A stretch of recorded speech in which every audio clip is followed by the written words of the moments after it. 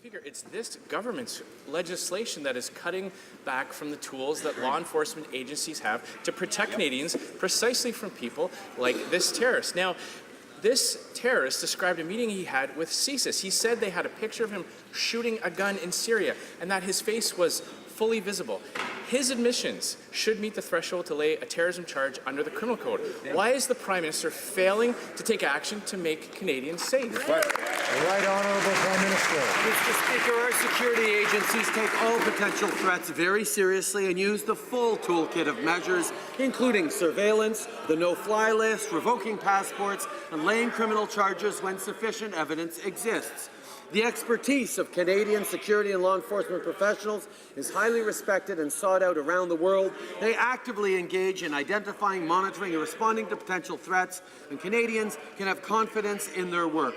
Our security services are doing their work in spite of over $1 billion in cuts suffered under the Harper government.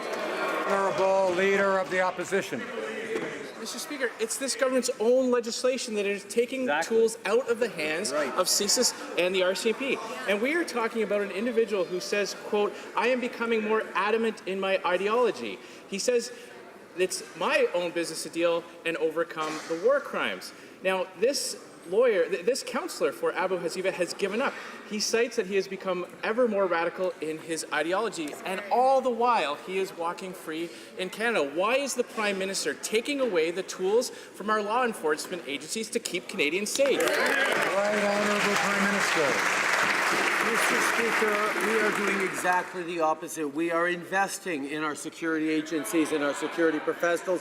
We are enabling our police officers and national security agents to do their work in a way that Canadians will expect. Unlike the Conservatives, who for years politicized, divided Canadians, and then quietly withdrew funding from the agencies that needed support, we are actually investing in them, we're giving them the tools they need, and we are assuring Canadians that we won't play politics with their safety, that we will instead focus on keeping them safe.